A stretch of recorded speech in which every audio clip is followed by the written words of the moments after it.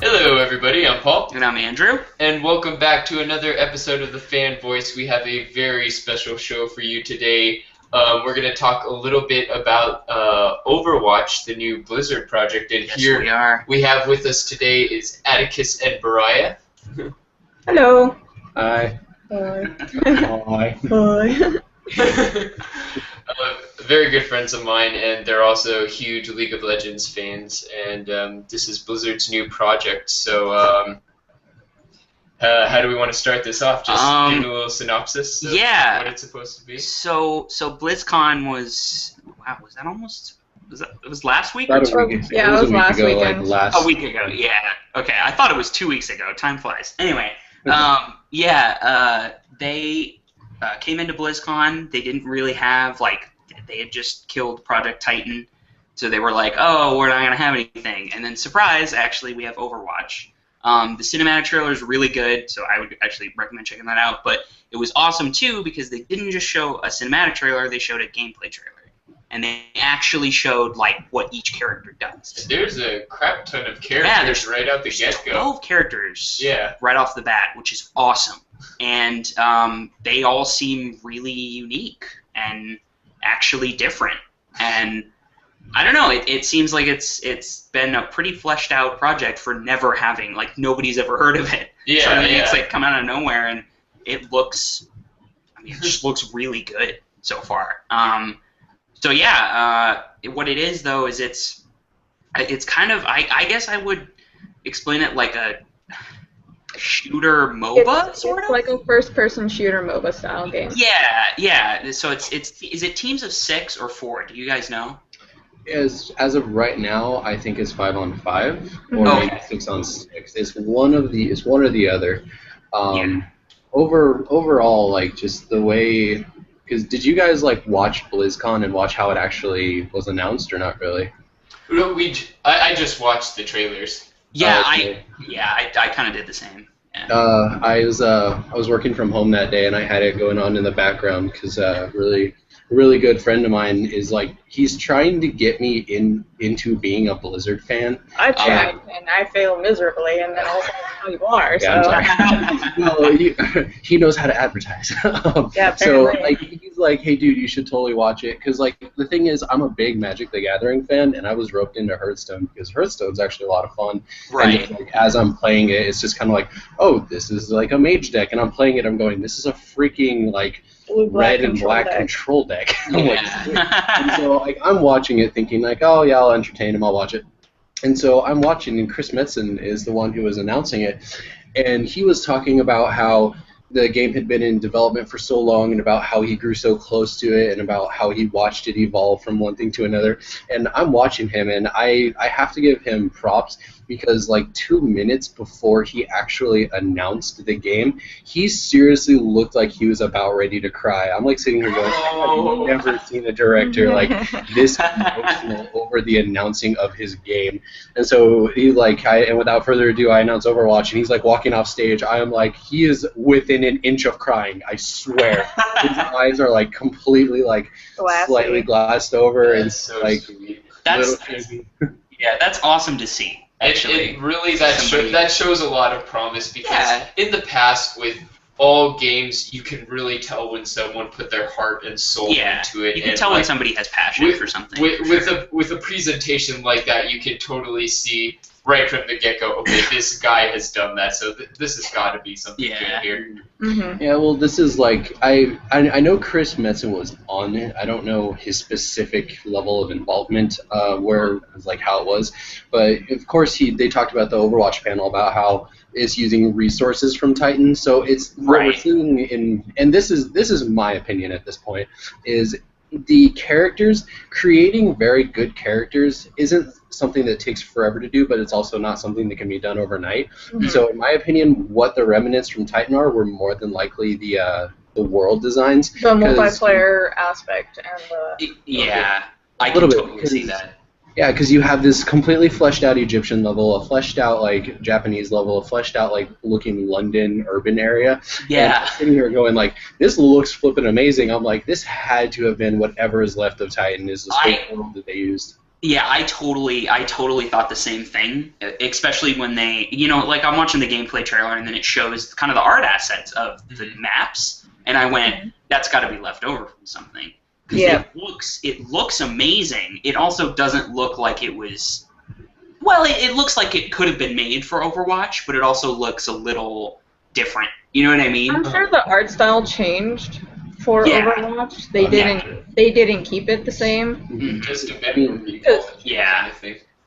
They had to go into transferring from Titan to Overwatch.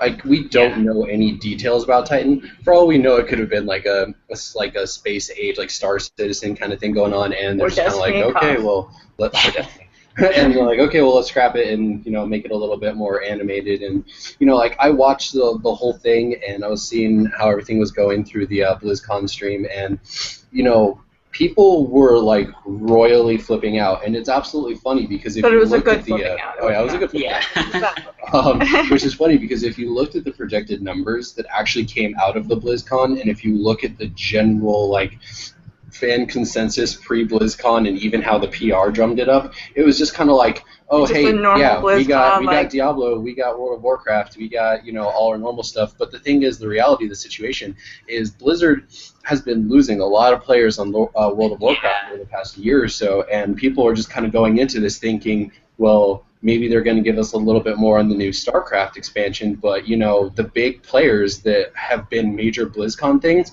aren't going to have big news, and so people are like, well, maybe this BlizzCon may be one that could be in decline, or it may not be that popular, and then all of a sudden they announce Overwatch, and they have this just like shit hit the fan. They have this huge entire thing where it's just kind of like people going into it going, well, it's something fun to do, maybe there'll be something new, and then at the end of like the entire BlizzCon, you just have these people, oh my god, blow the roof off it all. That's kind of what I thought too. Like going into this BlizzCon, I have a couple friends who are really into Blizzard, like you, and I just heard from them constantly how they were like, okay, well, we pretty much know that Blizzard's going into this wanting to maintain, sort of, and like keep players in World of Warcraft and do all this other stuff, and then they announce, Overwatch, and they announce the fact that the new StarCraft expansion is standalone. Separate, it's got a bunch more content in it at the same time. That's a good thing. Generally, I think it's a great thing, and people came out of it really excited. They did a really good job with it. Yeah. I think they're one of the few companies in recent memory to really do a good job with that. Completely, well, not completely off topic, but one thing that I've always liked about Blizzard is, because I like cosplay, I'm a big cosplay fan, and BlizzCon has always had some of the most top-notch cosplay you can find. Oh yeah, the girl that won, like her costume was awesome. Well, I don't know if you saw there was an article about a girl who spent 2 years building her costume for BlizzCon, and when she was going to go on stage, she slipped and she sprained her ankle. Or broke her ankle. Yeah. One of the two. My gosh. She couldn't go on stage and show her cosplay that she worked on for 2 years. But she still won. Well, the people at Blizzard, what they did is they took her cosplay and they pretty much put it on a mannequin and put it on display because of how good it was. And it's freaking amazing. So they're just kind of like, you spend so much time and effort on this. We're not going to, like, completely let you just kind of go, oh, well, you slipped, you can't present, we're done, too bad. Instead, they're just kind of like, hey, let's hook you up, let's help you out, which is kind of what they did with Overwatch cosplay, because I don't know if you saw, but at BlizzCon, there's a lot of Overwatch actually a lot of Overwatch cosplay, because people were given concept arts and stuff like that to work on, so they were going to bring in people, like, drum up the hype for it by showing off a couple cosplays. Yeah, I thought that was really cool, actually. I had seen the same thing, and that's a really good point. I think that's something that Blizzard does really well. They have a really, really good relationship with their fan base. Right. And, I mean, the cosplay contests at BlizzCon are insane. They are... Oh, yeah. They're so good. I mean, I have never seen, like realistic-looking armor. Like, you don't usually see that. You know what I mean? But, like, you go to BlizzCon, and, God, the people...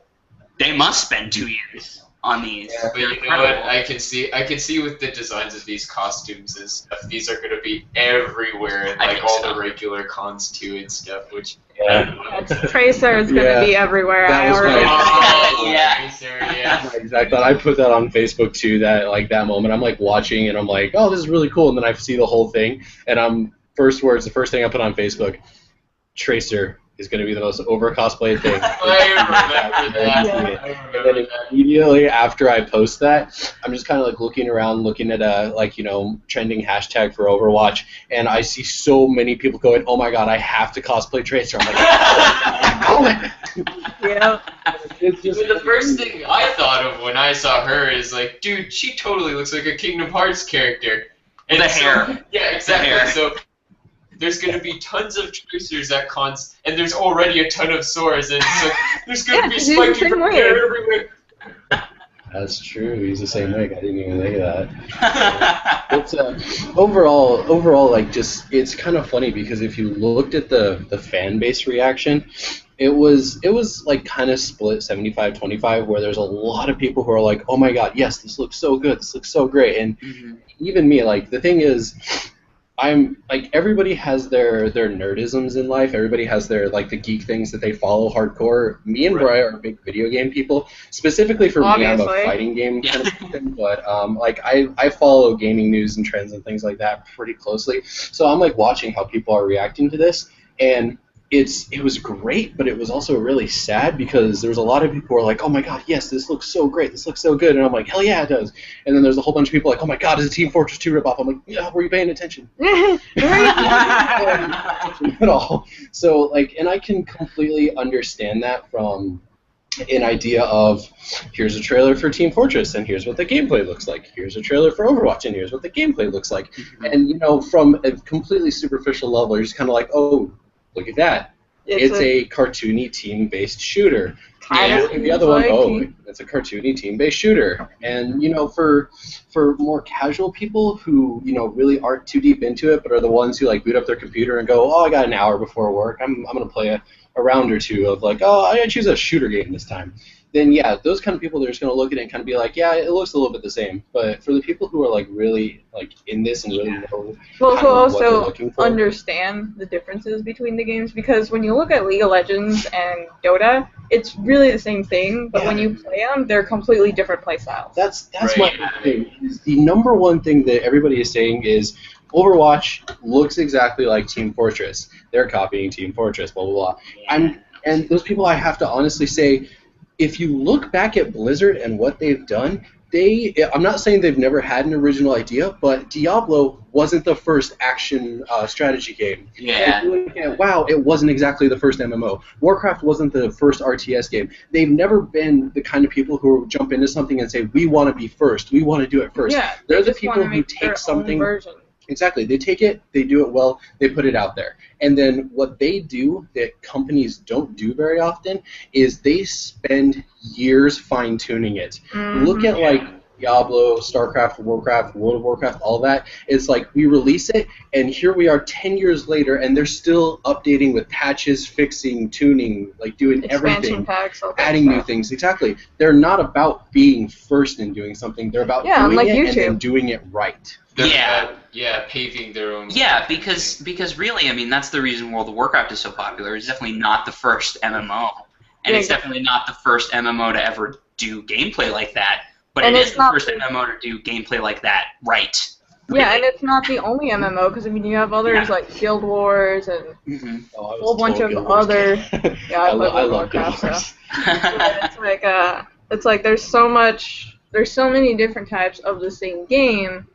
So Exactly. the fact that I Blizzard think makes it. a very similar rule to, like, the rules of film, really. If you were to go down to the roots of, like, story plots and stuff, every story has been done, but it's all about putting How your do you own do it? spin on it, making it your own kind of thing. And it's the same for game genres as well. I mean, we might just be proven wrong one day, but many people could believe that every type of game has been done for people who don't look into it too much. Yeah. So, like, for a game like this, it's just another example of that, where it's like, okay, here's a core of a game. Now we're gonna put our own face on it, kind of. Yeah, and I mean, the other thing about this is I totally see what people are saying when they see Team Fortress, because I think the idea is definitely the same. Mm-hmm. But the thing that struck me about Overwatch was, as I'm watching it, I'm realizing that, Team Fortress, you pick a class and you play a role. Mm-hmm. And I feel like this is a little bit more maybe like Borderlands. You pick a class and you play the class. Mm-hmm. And the class has skills and different abilities. And these different abilities and skills change it up more than just, I'm going to Uber the tank because he's in the middle with the machine gun. It's a different play style. Like, you may not have those well-defined roles in Overwatch. You may just have a bunch of different classes coming together and playing and switching roles. Somebody's the tank at one point, then they have to come back, or maybe you don't have a tank on your team. That seems more like Overwatch to me. Whereas in Team Fortress, you kind of have to have a tank. You have to have a medic. Okay. So this, even though everyone just plays spies and snipers. I mean, pretty much, yeah. Especially now that it's gone like free to play. I feel like that's what most people play. But yeah, I mean, I don't know. So that's why I'm so excited about it, because I really like the different skills and abilities. It just seems to add a lot to this.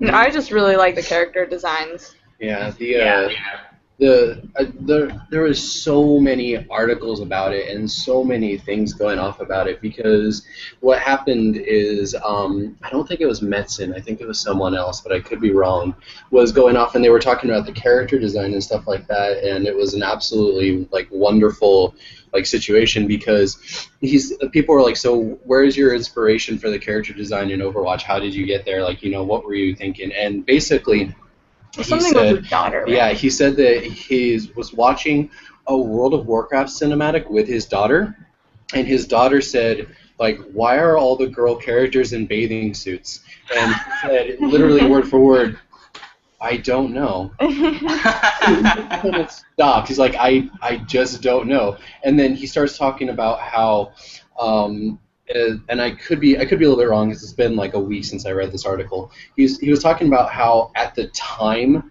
that was normal and that was accepted, but we hit a point now where it's a little bit more of an equal playing field in terms of how they want to represent different characters and how they want to go into it. So that's why you have these they talked about equal representation and covering all their bases, which they did really well. Because if you look at it's just kind of look at the classic women character models in WoW or something like that, and yeah, you're gonna find bikini male armor or whatever, and it's just there's still somebody in the game who still has that little bit more of a fleshed out, or a little bit showing more flesh. I guess that's the best way to put it. Because Widowmaker, who's the sniper in the game, she's wearing a sexy cat suit, and she's unzipped a little bit, and it's just kind of hugging her body completely. So I'm just kind of there you go. For the people who extremely want to cling to that idea, there's a character doing that. But at the same time, if you look at the cast of characters, Tracer's British, Reinhardt is German, and he's this giant German soldier tank of a man. It's just kind of he will hit you with the hammer, and you will not get back up. That's how it works with him. And just you've got Symmetra, who's legitimately Indian, and you have an Egyptian girl. Yeah, her name's Pharaoh or something like that. And what's funny is me and Bariah were watching the trailer because I was showing it to her because I was actually excited for that. You see that girl just run up, fly up into the air, and then suddenly become an airborne missile barrage, and she's Egyptian Samus. I was like, I like that. Egyptian Samus. Egyptian Samus. And that's actually a great way to put it. And then you have RoboMonk. RoboMonk. Awesome. I love RoboMonk. I think that's so cool. I think that's the character that Paul's gonna play. That's right. I really like Egyptian Samus, but I love the turret, the pacifist turret. Yeah. So cool. He is my favorite. Yeah, he just comes out, shoots up everything, turns into a turret, destroys a guy, unturns, and it's oh my god, it's a bloodthirsty war machine. Where it comes, lands on his finger, and you're like, oh, he's a sensitive, bloodthirsty war machine. That's so cool. So awesome. Yeah. It was great. I mean, the thing is, if you look at how the game plays too, because they completely showed how to play the game and everything like that, what they're trying to do is trying to make the best of all worlds, because the characters themselves have you have your traditional WASD moving and you have point-and-click shooters, but what they said is they wanted people who weren't like Twitch players, like the people who play Counter-Strike all day long, who just kind of like twitch their hand and like get 7 headshots, and you're like, how's that even possible? And like they don't want those people to dominate the game, so they've made classes like Mercy, who's the like white girl angel person. They legitimately covered like every race, every stereotype. They covered everything. They really did a great job of that. And so, like, they have players like that who are meant to be supportive and still help the team in a different way. And then you have players like Zenyatta, who's the Robo-Monk, who's, like, a support kind of player. It's like they have characters who are meant for the people who aren't, like, MLG, Counter-Strike kind of people. So, like, they have that. And instead of the game being primarily based on Team Deathmatch and Team Slayer and stuff like that, a lot of their primary gameplay is based around objectives, like securing places, securing objects, King of the Hill kind of stuff. So it's just kind of like people will have a great like way to play it no matter how you play. Cool. Yeah. I'm really excited for that, especially now that you've said that, because that's the thing that I miss about like Halo, for instance, because that's how I used to play Halo, was playing objective. Yeah. And like you play Team Slayer, obviously, but you also play objective games, and like you do everything. And then that just went away, and eventually everybody was playing just Team Slayer. That's so boring after a while. I actually, with the new Halo, like I totally agree. I liked the objectives a lot, but the new one with SWAT, the fact that they're getting really heavy back in the SWAT, I love SWAT. No, SWAT. Yeah, SWAT's a better Team Slayer in my opinion. So I totally agree with you. Yeah, Bariah's like the SWAT queen. Like she was. I suck in Slayer, but when I play SWAT, I'm really good. I'm moderately good at Slayer, and the funny thing is, me and Bariah's like play styles contrast each other perfectly. Because when it comes to games that are shooters or whatever, I'm the kind of person who's like run in there, gun everything down, and she's the kind who likes to stay back, which is funny because we've had this joke for 4 years now. And whenever we play shooter games, I always get a shotgun, and I always run in there, and I manage to do really well. I gun down everybody. He distracts everyone while I barely stay alive. The ongoing joke has always been shotgun saves the day. If I have a band, I'm calling it shotgun saves the day. And she like always hangs back and snipes people. And what was funny was like when we were first playing games together, she was just kind of like, oh, yeah, I'm a major gamer. I'm like, oh, that's cool, me too. And so we were, like, first playing, it was Mass Effect together. The multiplayer, because... Yeah, we were playing the multiplayer, and I'm just kind of like sitting here, I'm like, okay, well, she says she's a big gamer. I really don't know, how well she's going to do. So I didn't really go into it expecting anything. I didn't expect Bariah to not do well or to do overly well. I just kind of didn't know what to expect. And I'm playing and doing stuff, and then I hear her say there's a guy to your left or something like that. I look over, and just as soon as I look over, this dude's head explodes. Now, the amazing is she shot through a rail under like this catwalk thing, through my freaking armpit into this dude's head. And I'm sitting here going, huh. And then we're playing with my friend Renz at the time, and he walks by, he's like, damn, girl. And he's like a hardcore Call of Duty guy. So he's the type of person who knows what it's like to be like on the other side of a good snipe or watch a good snipe. And so he watched that. He's like, and like later on she had to leave, and then we're playing online. He's like, can I tell you something? I'm like, yeah. He's like, your girl's a freaking surgeon with a sniper rifle now. I've realized this. Yeah. And it's like those cool moments like that, I can easily see those happening in Overwatch, because the classes look like so much fun that you could have awesome stories like that. Yeah, and the way the game is developed is it's developed a little bit like a MOBA, so you actually hold down a key and press like your click or whatever, and you'll do something different. Every character has 2 or 3 skills that they can just kind of chuck out there and do whatever with, but every character has an ult, like think League of Legends or Dota or something like that. They have an ult. So you have a really cool ability. The archer dude, his is awesome. His is just so badass. I'm going to shoot an arrow, it's going to turn into a dragon, and you're going to be eviscerated. I saw that. I saw that and immediately went, yeah, I know who I'm playing. He just looks badass. I have an idea of who I want to play, but the thing that kind of surprised me the most was the fact that it's like they revealed like all the characters. But there's 3 that aren't done yet? Yeah. There's 3 that didn't make it because they weren't ready on time, and they're showed in the poster. And one is this like, I'm trying to think of the best way to word this. What's her name from Borderlands 2? The sister who runs the car shop? No. Oh, Ellie.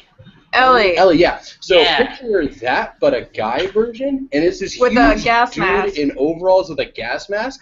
And I'm like, I have no idea what he looks like he's gonna do, but he looks interesting. And the other two characters, I really liked. Like a Cowboy Bebop. Yeah, one is this dude who's got dude. he's got a cowboy hat, he's got like this cowboy poncho thing going on. And a cigar, right? I saw that.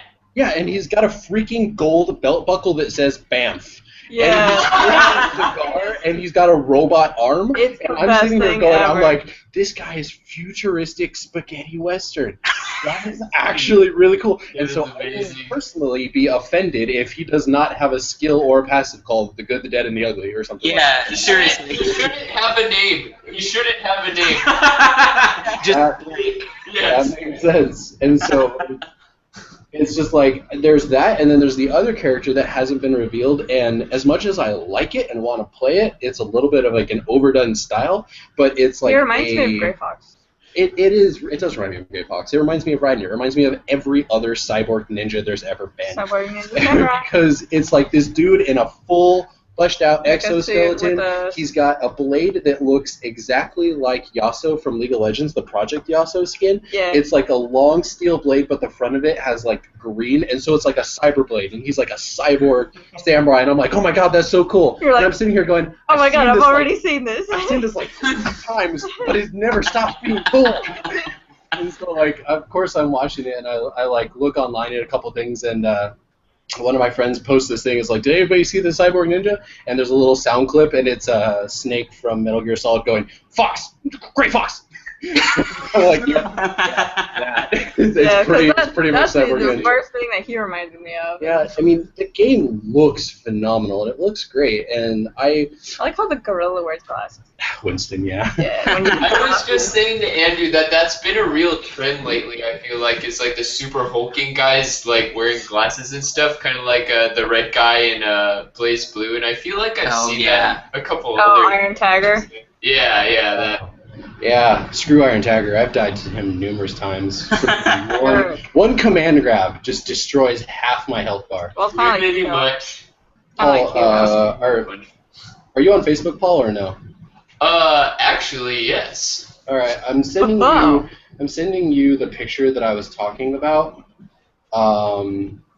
It's all the character models and stuff, because you can kind of see that's not the models. It's just the art. Well, it's the art. You can see the big difference. The ones I'm talking about. If my Facebook will stop giving me an issue here. The crashing. What's going on? But anyways, so while he does that, what characters do you guys think you're going to pick up right away? I really think, I like long-range characters too, so I'm thinking, well, although I really like the Archer, he doesn't look super long-range. I think the Archer would be the first person. And then the Sniper. Sniper Girl is awesome. Mm-hmm. I love the like grapple hook ability. I think that's really cool. Yeah, for a sniper. I saw it and I freaked out. I was like, yes, I have been waiting for a sniper class that has this shit. Yeah, like a sniper with mobility. Like that's what you need, and I feel like that's like everybody gets it wrong. Sniper. Yeah, like you need a sniper who can actually like move, and I feel like most snipers they're kind of like, nah, we'll give the movement ability to the tank. No particular reason, and it's like, I don't understand that. Like, yeah, so like when I saw that, I flipped out. I was like, oh my god, yes, she's my main. Her and then Samus Egyptian. Egyptian Samus. I like it because they're doing a really good job of like contrasting the playstyles, because you have the Archer and you have the Sniper. Theoretically speaking, they're both going to be long range killers. Whereas she has a grappling hook and she's like futuristic, teched out. She's got these goggles. He's like traditional. Because he's got the bow and arrow, he's got like these spirits that he channels and stuff like that. But his special ability is like Assassin's Creed style parkour. Because he literally just hits a wall and you hold a button and he starts crawling up the wall, starts shimmying around the edge. Oh my gosh. And then like he's legitimately like a parkour archer dude. And so like I'm watching it, which and I'm is really that's cool. And really meanwhile, cool. the Sniper, she's not exactly more of like a parkour, but she's like utility-wise. Like she's got all these gadgets that'll help her get to the best area. Yeah. And if that gets compromised, she can easily get away. Yeah. Like you play like other sniper classes and Mass Effect KOF, and their snipers are like, hey, here you go, you can go invisible. And I'm like, that doesn't really help me because invisibility lasts like 1 second. Yeah. Yeah, no, I totally get that, and it's great because you have some verticality to a sniper, and I feel like that's something that's sorely missing in most of these kinds of games. I guess is just like you're able to actually get to a vantage point like easily, like you're able to play your character basically. Because basically after 1 or 2 snipes, you're spotted because like most games have that stream thing, don't they? Or is it started in Halo where you shoot a freaking sniper bullet and there's this giant trail. Yeah, like they are. Yeah, one thing that one of my friends at work said, and it was actually a really good conversation, is like we're constantly in what he calls Halo limbo, and it's like think back to before Halo came out. There was a whole bunch of different shooters. Everybody had their favorites. Everybody liked playing them. For instance, I loved Time Splitters. I thought that was like the greatest thing on the planet on the PlayStation 2. Yeah. And so then Halo comes out, and what happens? Everybody's like, oh my god, Halo is the next shooter. It's the evolution of shooters. Everybody has to do this. And then Halo goes on to be dominating. Actually did revolutionize multiplayer shooters. It did. And Halo just like revolutionized shooters, dominated the market for so many years, and now Call of Duty is slightly in the same situation where it quote unquote revolutionized shooters, and everybody's trying to be like Call of Duty. Before everybody was trying to be Halo. And so what he calls like the perpetual Halo state is we're constantly in a situation where we have numerous different games that are great, but everybody's trying to become the next big name in that style of game. So World of Warcraft became the next big MMO. And think about how many MMOs there have been that have like had the title, could this be the WoW killer? Yeah. It's not going to be the WoW killer. Yeah, this is like a freaking tyrant. Yeah, and then constantly, like, as someone who owned, like, every freaking gaming system, and I owned Halo, and I was always looking for, good games, I would read online, read different magazines, and everyone would be like, Killzone, could this be the Halo killer? Yeah, and like, all these different things. I totally agree with you because I had a conversation about this with Borderlands, because I got the new Borderlands, the pre-sequel. And then I saw on, I can't remember if it was Joystick or another one, somebody wrote an article about how Borderlands pre-sequel wasn't exactly the most successful game. And I'm like, I think we need to change our definition of successful, because it sold a lot. Yeah. And a lot of people are playing it, and they're downloading the DLC already, and they're getting the season pass, and the Steam users are off the chart. I mean, it's successful. It's not Call of Duty. Right. Call of Duty has its own definition of successful, which is unfortunate. Exactly, yeah. And I feel like you can't just straight up take a game and compare it to Call of Duty or World of Warcraft or whatever the big name is. Right. And be like, well, if it doesn't reach that, then it's not successful. Right. That's not really the way it works, And a lot of people say that the new Borderlands is not successful for like 1 or 2 reasons that I can kind of agree with. I mean, here's the thing. Did it sell well? Yes. Are people enjoying it? Yes. Is that what really matters? Yes. People enjoying the game. That's what really matters in the end. Yeah. But what people are saying in terms of is not doing that well is because this Borderlands was made by 2K Australia. It was made by 2K Australia, which is why everybody's Australian on the moon, apparently. So I found that funny, too. Yeah, so it's a situation where they didn't develop a brand new game. They took existing assets from Borderlands 2 and reapplied them into this game and made a new one out of it. The thing is, this isn't meant to be like, the next big Borderlands. This is them keeping the IP alive while they're working on the next big Borderlands, because they don't want so much time to go on between Borderlands 2 and 3 to where people will just kind of like die down, the fan base will die down, and then Borderlands 3 comes out and people are like, oh yeah, I played 2 like 5 years ago. I don't know. They want people to still have an active interest. They want people to be like, oh, what's the next Borderlands? Oh, what's the next content? Oh, what's the next thing's coming out? Mm-hmm. Like, tons of bridge games are not acceptable either. Yeah, and I mean, I think pre-sequel is an acceptable amount of time. Well, if it's just one, that's fine. Yeah. And they do a really good job with DLC. Well, the difference is And this is my opinion. I'm going to state this right now. I'm going to say this right now, even though I did in the beginning, just because I get into so many arguments over video game stuff. Everything I say is my opinion. No, it's not. It's fact. It's fact. No, is like the thing is you have Borderlands, the pre-sequel, which was made by a team by 2K Australia, and they're Borderlands fans. They like the series. They enjoy it. They really do want to keep the spirit going. They kept Claptrap as annoying as hell. They made these other characters amazing. Athena's freaking cool. Like they're people who you can tell like we love the series. We want to continue it and keep the real spirit alive in the pre-sequel. Whereas if you flip the camera and look at like Call of Duty, these people who do it every year, they're just kind of like, okay. All right, let's do it again. All right, put in a desolate wasteland. Okay, now put a building over here. All right, make the shotgun suck. White guy. Yeah. We need a scruffy white guy. And then just some random nationality is now terrorist. Yeah, and what the funny thing is, and just kind of like I realized this the other day, is every Borderlands needs a moment or tries to have a moment where it evokes you as a player feeling things that you don't really like quote unquote expect, or makes you suddenly feel like you're in the fray, getting emotionally invested.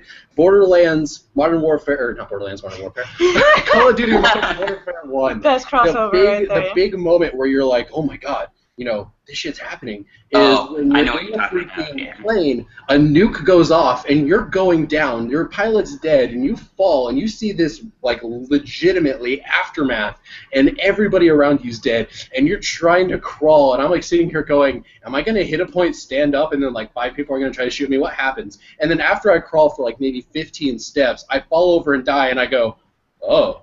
I wasn't expecting that. And then you have the infamous no Russian mission where it's just kind of like, all right, here's a gun, go gun down, like, you know, civilians. Yeah. And it's just kind of like you're playing it, and like I'm like, oh wow, this is that mission that everybody's talking about, huh? And then me 10 minutes later, I'm like, I feel dirty. I'm just kind of like, it is what it is. And then in this game, spoiler alert, I guess, for anybody who hasn't played Advanced Warfare, is you start out your mission and you have your buddy and he's like, oh, you're my best friend, we're going through the mission, we're awesome, yeah, let's do this. He dies. And it's like, and then the big moment, and it's the one that the internet's been making fun of, is the press F to pay respects. Yeah. And so you're sitting there staring at the coffin of your dead buddy, and I'm just kind of like, that's rough, bro. I mean, okay, pay respects. All right, so I guess I'm going to go avenge you now. And, like, they're just constantly trying to throw these situations at you where it's like, let's make you, the player, either feel awesome or feel like complete shit. So there's only 2 states. Exactly. So they tried their hardest, and I understand that, but I'm sitting here going, like, the character's, like, in super, like, you know, super in over his head, and all these situations are going on around him, and it's just kind of like, you know, you must avenge your buddy. And I'm like, I knew him for 15 minutes. I couldn't tell you his name. That's a really delicate process, you know. I mean, I feel like we were kind of talking about this in animes a little bit with our Naruto. Oh, yeah. It's just like the pacing of taking care of a character, and you can't like jump on a dramatic situation like that too fast, or else it just like flies over your head, you know. Yeah, that's why freaking Mass Effect is so emotional for me. Oh, no matter how many times I play it, I just start really crying. Good pace about it. It's so true, and what's funny is I was getting Bariah into Shin Megami Tensei, which is like my holy grail of video game series. Fuck. That's my. You're gonna bring that up, aren't you? Maybe. No. So we're playing. She's playing Persona 3, and I'm just kind of like, oh, I hope you enjoy it. I hope you like it. And I've already beaten the game like 6 times at this point. And she's like, okay. This person's my favorite character. And I'm sitting here going, oh, that's great. And in the back of my head, I'm like, he dies in like 4 months in the game. Hopefully she doesn't get too attached. And then I got super attached. Yeah, she gets to that point, and then legitimately, like, I'm listening to her because we're talking over online at this point, and then I just start hearing her sniff, and I'm like, are you okay, darling? She's like, he's dead. And I'm like, what? He died. And I'm like, Shinji? She's like, I wasn't expecting this. And I'm like, are you okay? And she's legitimately crying, and I'm like, oh my god, I'm so sorry. I should have warned you. That happened with Mass Effect countless times. I cannot tell you how many tears she Every has time shed. I play Mass Effect, I don't care which game I'm playing, I will start crying. Yeah. And so, like, you're with Mass Effect characters for 3 games, mostly. Well, not even that. Like, they're so fleshed out that it's just kind of like, it doesn't matter if you hate them or you like them, you will still care about them. They start to burrow into your heart. Yeah, exactly. It's like, if you hate someone so much, like freaking Udina, like when you see him get killed, you're just like, oh yes, sweet satisfaction. But then like characters that you really care about, like Thane, when he dies, you're just like, oh god, my heart hurts. It's so great because it's like they make you feel those like emotions, and it's just awesome. Yeah, but there's very few games that do that right, and especially over a single game course. Because like Call of Duty is like, here's 15 minutes, get attached to your buddy. All right, cool, you're done. But like talking about like Mass Effect, here's 3 games to get into this massive situation. Oh my god, but so good. Metal Gear is also one of the ones that does it really well, because Metal Gear Solid 1, you know, you're Snake, you're a badass, go forward, kick butt, cool. Metal Gear Solid 2. Here's Snake for like an hour, and now you're playing as Raiden. I liked Raiden, but everybody else did not like him at all. But I actually legitimately liked him and thought he was cool. Yes, I have seen Raiden's naked butt more than any man should at this point in my life. So I'm sitting here like playing the character. I love it. Okay. Side story. You know how there's that awkward and funny rule that if there's that 5-minute period when somebody should not see you watching anime or playing a game because it's that one little tiny weird part, they will come in. Yeah. So my family at the time decided to have like their friends over, and so like I'm playing Metal Gear Solid and I'm like sitting there being badass, shooting people left and right, and then like 20 people come into my room like 15 minutes later, and I'm playing as a naked man doing cartwheels, and I'm like, I can't justify this. I can't. Crap! This is exactly what it looks like. Yes, I enjoy playing games with naked males doing cartwheels. Hi. How are you today? If I could make him do jumping jacks, I would. That genre's been done so many times. So, and then flash forward, and now we're in like Metal Gear Solid, not 3, 'cause 3 was before all of it, and then 4. 4 is like, here's Raiden. He's a badass. He's the new cyborg ninja, and everybody's like, oh, he's awesome. And I'm like, oh, I already thought he was cool, but now he's even cooler. And, you know, we're running into the traditional cyborg ninja samurai aspect. And so as the game goes, like, I'm playing it, and I'm already attached to Raiden as a character because I actually liked him in 2. And you have this whole thing about him having a wife and having a kid and da-da-da-da. And then 4 comes around, and, okay, Raiden is one of those characters who has a hard time keeping his limbs attached to him. I'm still getting over being sick. I'm sorry. Right? So Raiden is a character who has a hard time keeping his limbs attached to his body because he loses arms here, there, loses a leg.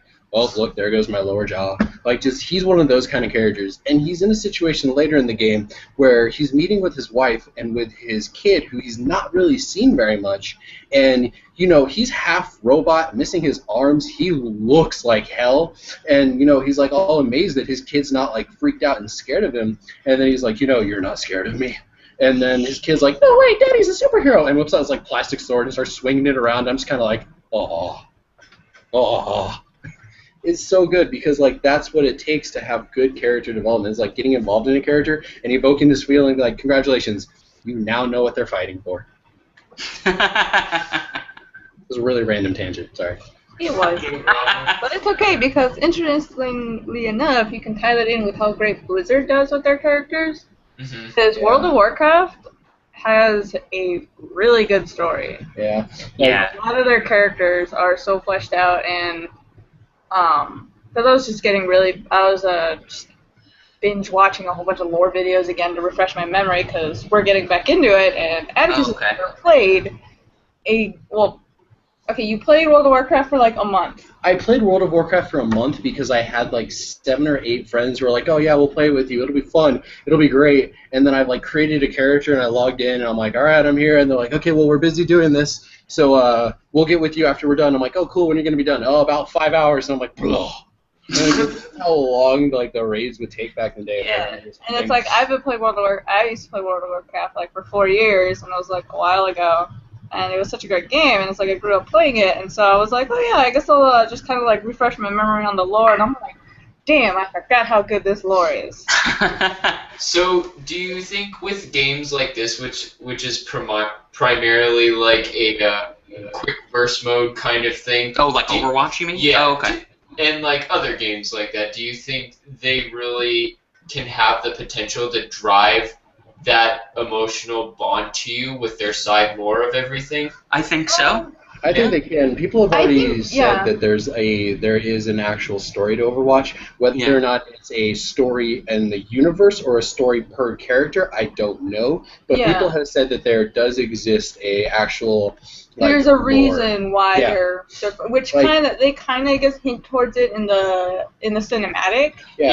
One thing with Tracer is that she's like a British pilot who was experimenting with like time slips or something like that, and she accidentally threw herself in a different time, and so that's why she has the ability to like randomly jump and go forward and go and like backwards and stuff like that. Because apparently her whole thing, or her shtick, is time control, which is cool, and it's like they explain how it happens. It's not like freaking OP time control. It's just like it's pretty easy to get around. Yeah, it's not like freeze time, run up, shank, move over, shank, move over, shank. It's just a little bit of moving back and forth kind of thing, isn't it?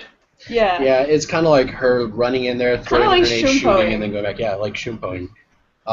She just kind of runs in there, does stuff, and I guess you activate an ability, and like her guns like float out of her hand, and she's like in this blue hue, like her vision's a little distorted, and she just kind of like dials back like the last like 4 or 5 actions that she did, and it's actually pretty cool. Like I like it. The sheer attention, and okay, so this is just a personal thing, is I believe for a game to be successful in the current environment of online games like Dota, League, Team Fortress, Dawngate, which unfortunately just biffed it. It was still, I think it was like still in alpha. I think it was in like closed beta or something like that. Yeah, it still wasn't even ready for release, and they closed it down. This is a situation. And they announced it on E3 this year.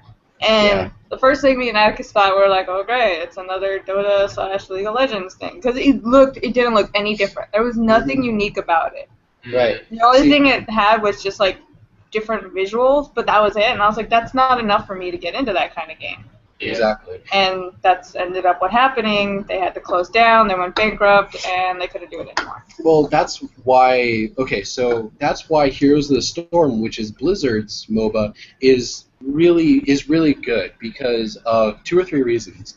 One, each one of the games apparently on average take 15 to 20 minutes, whereas League of Legends, if you're going to play a game, you better be ready to invest 40 to 45 minutes. Even an hour. We played almost a 2-hour game. Yeah, one time we almost got in like a 2-hour-long game, and like we're sitting at the end, I'm like, please kill me.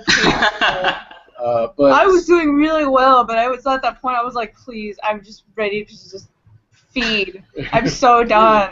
The only few games I played just getting into it, I had like no idea like how much time is invested in it. Like, how long is this gonna last? Yeah. Well, the other big thing that Heroes of the Storm has, which is Blizzard's MOBA, is they're using established characters in their franchises that people have already grown to love.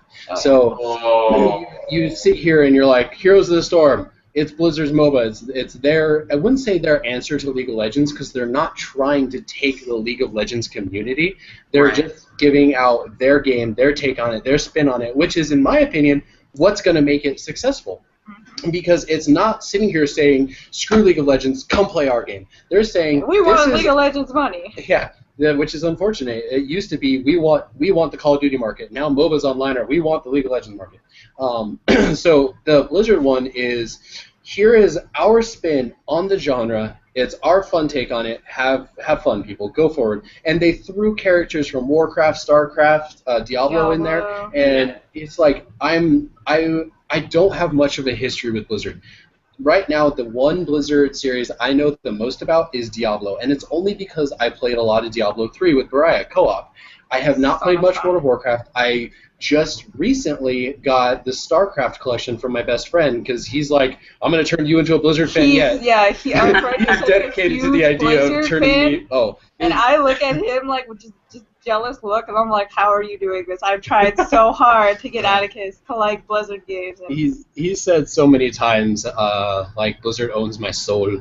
But so he's like, he sent me StarCraft, so I'm going to start getting into that. So, like, I'm sitting here looking at Heroes of the Storm, and I'm like, cool, that guy looks like he's at StarCraft. That's definitely a Warcraft person. And I'm sitting here, and then I started seeing all this stuff for Diablo characters, and I'm like, oh, that's really cool. They did great attention to detail because, you know, this character does this in the game. They do this. This character has, like, you know, these specific attributes which are directly from the game. And that's from a point of view of a person who's only played Diablo 3. For the people who have been invested in years and years and years worth of Blizzard series, I bet you they looked at that and just had, like, a fan explosion. Dude, company like game compilation like that is such a powerful tool. The only thing is, I feel like a lot of companies who have made games haven't reached that level yet. Very few. I mean, the poster boy of that would be, of course, Super Smash Bros. With Nintendo, but it's that same feel when first looking at all these characters together. It's like, oh, I freaking love this guy. I gotta play it just for this guy kind of thing. Yeah. But I think it matters doing it right, too, because remember, Sony did their Sony All-Stars. Yeah. Well, there's a lot of problems with that. First off, the game engine and rules of the game were just stupid. And half of those characters were third-party. They weren't PlayStation characters. Yeah, they weren't PlayStation exclusive. They were third-party, and it was hilarious. And I remember seeing that and just kind of going, oh, hey, that's cool. And then it's like Dante from Devil May Cry. I'm like, oh, hell yeah, I'm up on this. And it's the new Dante from DMC. And I'm like, we're like, oh, hell no. In terms of, like, yeah, like Paul said, Smash Brothers is probably one of the very, very, very few games that actually does a great job of bringing all the characters together for a fun, you know, bash. Now, you want an example of a game doing Mario Kart. Yeah, if you want an example of a game doing that relatively wrong, look at a game called Project Cross Zone for the 3DS. I put 62 hours in that damn game, and I hated every hour past 2. Yeah, anytime I came over and I'm like, oh, what you playing? He's like, Project Cross Zone. He had this face of like he's gonna murder a bunch of babies. I hate it. I played it to death because I am a hardcore Street Fighter fan. And Chun-Li is in there, and he's like, oh god, I love Chun-Li. I love Jerry. I'm like, oh my god, all these Capcom characters I love all together, and I'm playing the game, and it plays just basically like a really it's like a really cheap game. Yeah, it's a really cheap version of Fire Emblem or Advance Wars. That's why I said cheap. Well, you take a character, you move them on a grid, you move them to the enemy, and it's like, okay, now you're going to have them do battle. And it's not like I attack you, you attack me, we both took damage. It's you're now in battle, press the A button to do this move. Now press up A to do this move. Now press down A to do this move, and then left and right, and then you do a finisher. And so legitimately, it is that. It is one of those games that, like, I semi-followed the story, and then halfway through, I was like, I don't care. It's like, oh no, another dimensional rift has opened up. I'm like, this is the 84th one. I'm done.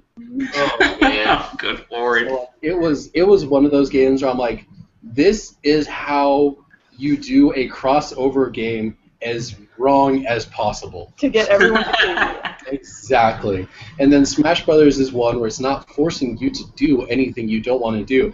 Hey, welcome to Smash Brothers. Oh, what's that? You're a huge fan of Punch-Out? Check it out. Little Mac, go punch the ever-living balls out of every character you want to. And so I'm like, sweet. There's no stipulations, nothing else I have to do. Just my fist, your face, goodbye.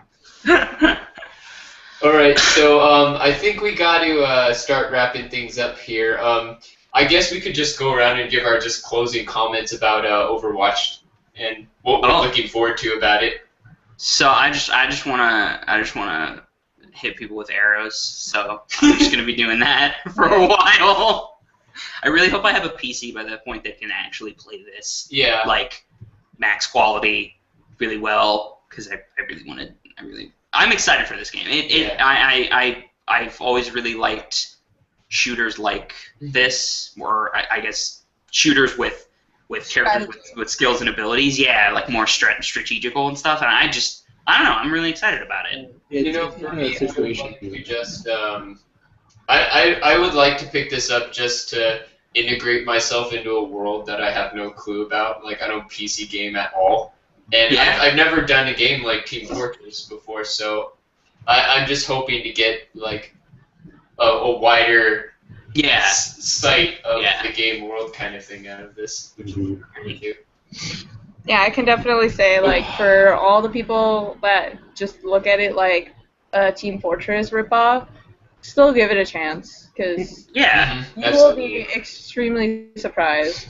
And it's like, the fact that I'm really big into League of Legends, but I'm extremely excited for Heroes of the Storm does a lot, because it's technically another MOBA. I'm playing a MOBA. But the fact that I can get so excited about a game that's different it's always a good thing, because you never know. You'll be extremely surprised. Yeah, definitely.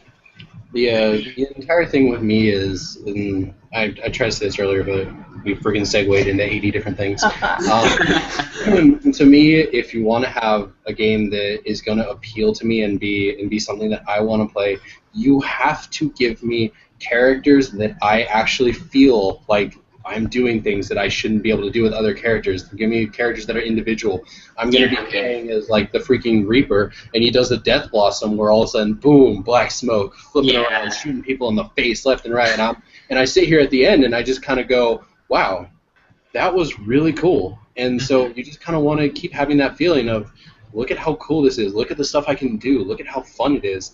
So if you just want a good team-based shooter game, yeah, this will fill that. But if you're also the kind of person who goes into a game thinking, I want to experience something that I can't get with another game, or I want to have that feeling of, look at these characters, look at how crazy different they are, look at all the different things I can do, because, you know, diversity is what makes a game good. And that's why, unfortunately, it's like, I don't want to be sitting here and go with a Call of Duty, like, I have an M16. You have an AK-47. They look different. Let's shoot things. With this, it's I am a freaking Spider-Woman sniper person. I look to my left, and you're not a Spider-Woman sniper gorilla. person. You're a gorilla with glasses. Clearly, our experiences are going to be different. That's what I Yeah, overall, I think we're all really excited about it. I think a lot of people are really excited about Overwatch. Oh, yeah. And I actually don't know. Do you guys know if there has been any kind of release information, or when we would get info? Closed beta is going to start 2015. You can already sign up for it. Yeah. I've already signed up. We've already signed up for it, so. Yeah, it's pretty. And what was funny is they're like, sign up for the beta now by going to playoverwatch.com. And I'm watching the live stream, and I like immediately flip up my laptop. I'm like, playoverwatch.com. I'm like going through it as fast as I can, and I'm like, well, the site's not working. I wonder what happened. And I'm talking with my friend Jason, who's the hardcore Blizzard fan. Everyone in the world is on. Yeah. And he's like, apparently the site crashed in about 5 seconds. And I'm sitting here just with my laptop like, oh. Mashing the F5. Yeah. All right. So, that was a really good discussion on Overwatch. Thank you for giving us all your opinions and analysis on just these few trailers that have come out. It's been really awesome. We appreciate it. Yeah, no problem. It was fun. It was indeed fun, and I'm always happy to help. Thank you. All right, so if you guys, if the audience here wants to tell us what they think about Overwatch, you can tell us at Twitter at FanVoicePodcast. We're at youtube.com/thefanvoicepodcast. Facebook.com/thefanvoicepodcast. Our email, fan@thefanvoice.com. And, of course, thefanvoice.com, where you can find news, reviews, and all the other good stuff. Oh, and we've been posting stuff on the end of Naruto, too. You guys should go check that out. Naruto celebration. Yeah. So you guys should go check that out. That's all on the site. And also, you'll be able to download this podcast on the site as well. Yeah, definitely. So go check that out as well. We'll be talking about Overwatch.